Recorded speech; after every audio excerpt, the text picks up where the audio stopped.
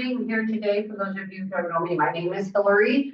I am not only a yoga teacher, but I'm also an evaluator here with Shoptalk 2020. And I'm thrilled that Lori has decided to offer these short little breaks to you. I have 3 rules. 1, if it doesn't feel good, don't do it. 2, if you don't want to do it, don't do it. And number 3, if it hurts, don't do it. These are going to be offered to you so you have them. My goal is, my hope is always that you'll take something away from our session that you can incorporate into your day. We're going to start standing up.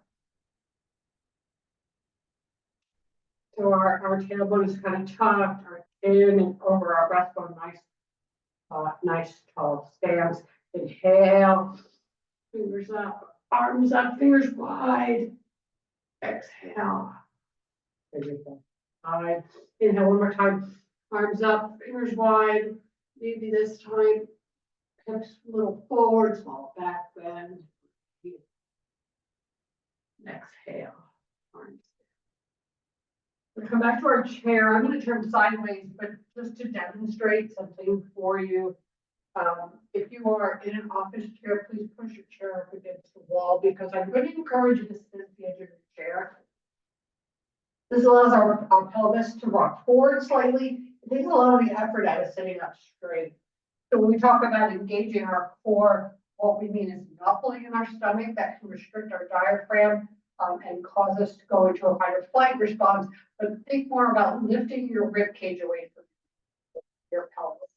Engaging your core muscles all the way around. Looking to make sure your feet are below your knees.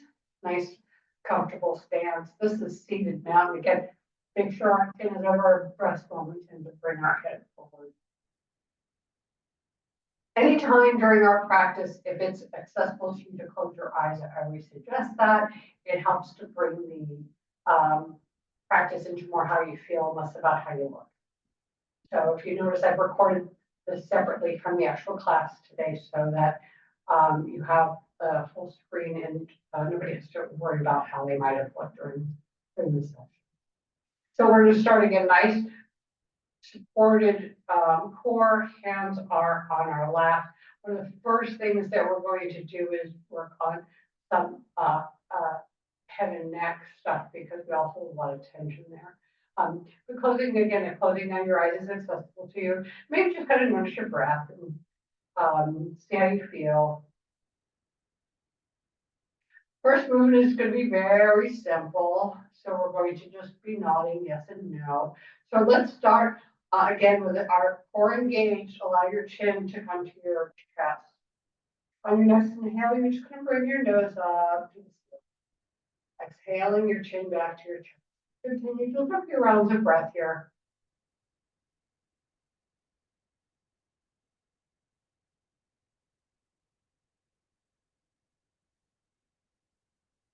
One more breath.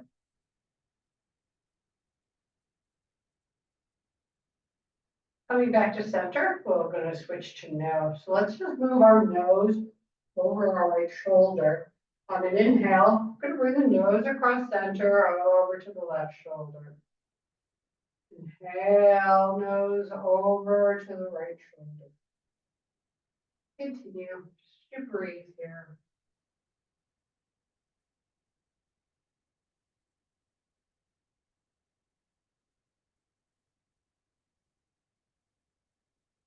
Coming back to center. Again, important here to have our core engaged because our head is heavy and we're going to let it hang a little. So on an exhale, we're going to allow our right ear just to release towards our right shoulder, obviously.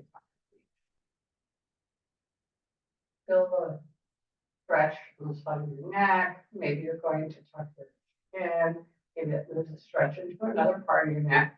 But if it doesn't feel good, again, untuck your chin, go back to the original place. Make sure you're breathing.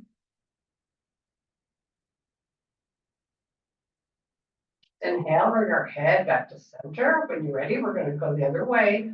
On an exhale, allow left ear to go to the left shoulder. And deciding if you're going to tuck your chin. It's always a little tighter for me. I sleep on my right side, I suspect.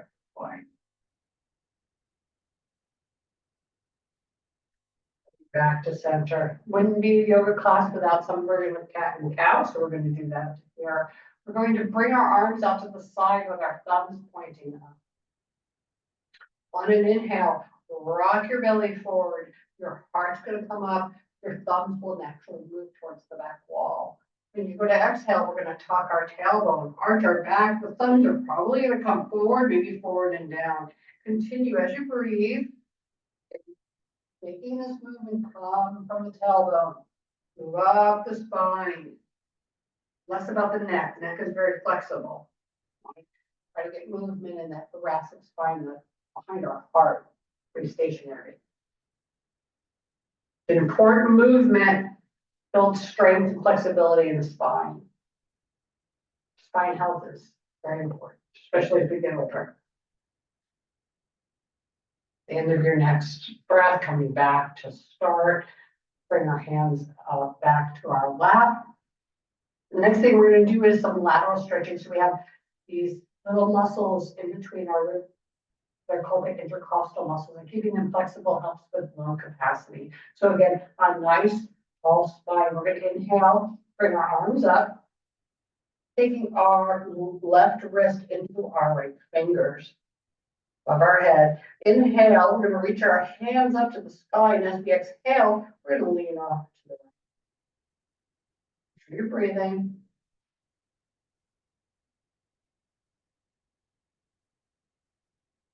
Inhale, coming back to center. Next inhale, arms to the sky. Exhale, leaning to the left. Again, we're looking for a stretch from underneath your arm to your hip.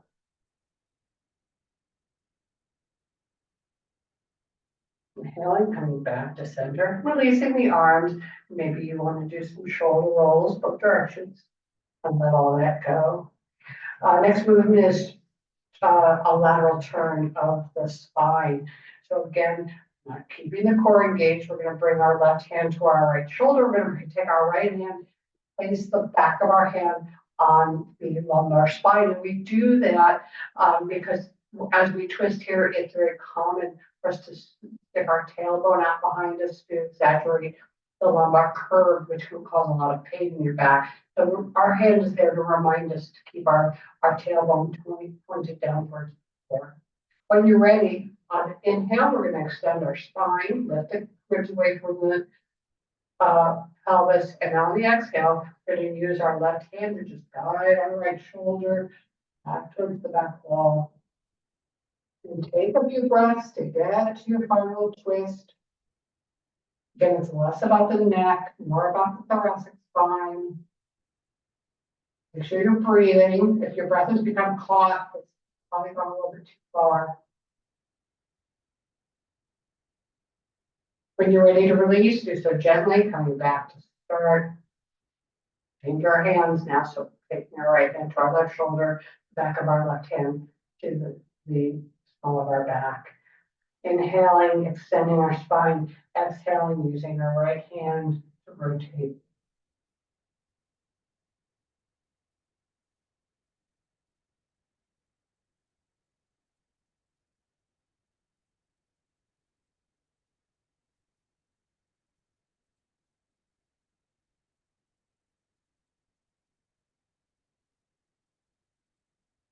When you're ready to release, on the inhale, coming back to center. Next place where we hold a lot of tension is in our hips, our low back. We're going to do a seated pigeon. So we're going to take our right foot, bring it up, and sit like a gentleman in a chair. This foot is nice and flexed. It keeps our foot and our knee going in the same direction. Makes the tendons in the knee and that whole area there a lot more safe. So let's take our right hand, we're going to place it on our right leg and just gently move the right leg towards the ground. Again, we're not forcing it, we're just offering a little downward motion here. Make sure you're breathing. You might feel a stretch in the side of the leg, might feel it in your low back or in your glutes. And if you'd like to feel a little bit more, we could bring our torso forward. So we're going to be bending at the top of our legs, so hip crease, so not not in the waist, but at the top of our legs. So think about placing your belly near your legs. When you're ready, on an exhale, allow your belly to come forward, heart comes forward, and the neck stay in line with the spine. And we go as far as is comfortable. Make sure you're breathing.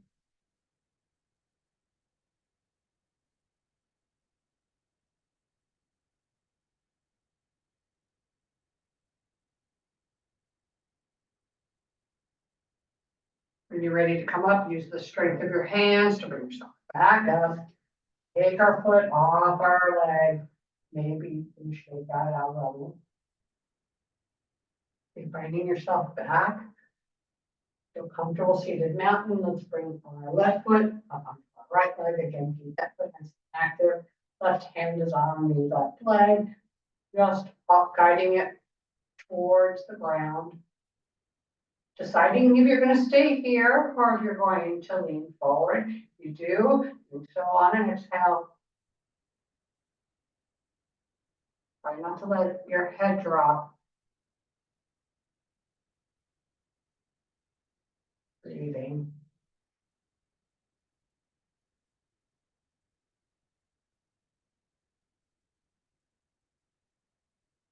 You're ready to come out using your hands to bring yourself back up. And take your foot off your leg and maybe shaking it out. Next movement we're going to do is a back bend. So we're going to take our hands on our chair behind us. Your fingers could be towards the back wall. They could be towards your body. I kind of like that. The goal here or the intention is to open up the front body. It counters all the hunching we do when we drive and type.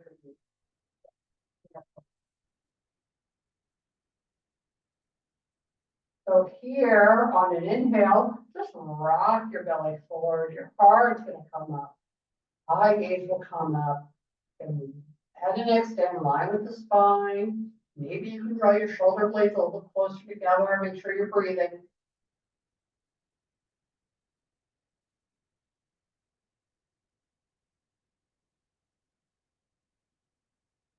Inhaling yourself back up to center. Putting our hands back on our laps. The last movement in the spine is a forward fold. So that's where we're going next. When you're ready on an exhale, again, we are folding from the top of our legs, from the hip crease. Just going to exhale and bring our hands down our legs. However, as far as comfortable, again, we're thinking about laying our belly on our thighs. If your belly is on your thighs, then it's okay to let your head drop. And have that stretch on the back of the neck because the leg is then protecting the low back. But if you don't have that contact, then please keep head and neck in line with spine. Breathe. The other good thing with this is the constriction on the belly reminds us that our lungs are 360. The breath will move to the back when our tummy is constricted. If your head is dropped, let's bring it back in line with the spine. Bring our hands up to our thighs. Use our hands to bring ourselves back up. Outstanding. The last thing I want to talk about is some breath work. And if you came to the stress management workshop, you might remember that our breath is our most accessible and successful tool for dealing with the stress response. So when we get agitated or we're faced with a stressor, our breath comes up into our chest and becomes really short. It's to allow us to fight or run. That's how our bodies are built. But a lot of times the things that cause that to happen don't need that response. So by lengthening our breath and bringing it back to the diaphragm, we can help reverse body's reactions to stress. Again, this is a great time to close your eyes if it's accessible to you. If not, maybe just your gaze is going down to the floor. So I'd like for you to envision tucked up underneath your rib cage a balloon. My balloon is red. Make your balloon any color you want. When your next inhale comes rolling in, expand that balloon, allow it to inflate, fill up your abdominal cavity. When you're ready to exhale, exhaling completely, allowing that balloon to completely deflate and tuck itself back up. Exhaling, expansion, exhaling, releasing. Continue as you breathe.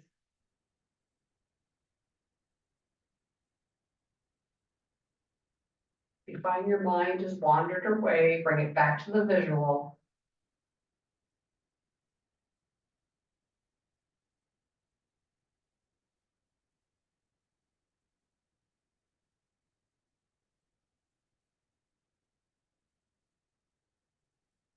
After your next breath cycle, let it happen on its own and organically. Release control you have over the breath. We let the visual fade away. Take a moment, maybe see how you feel. We weren't here for very long.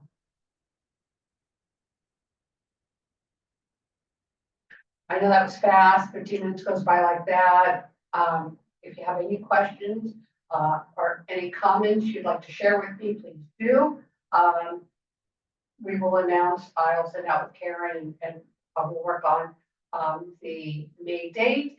So if you have any requests, anything you'd like to learn about or do or place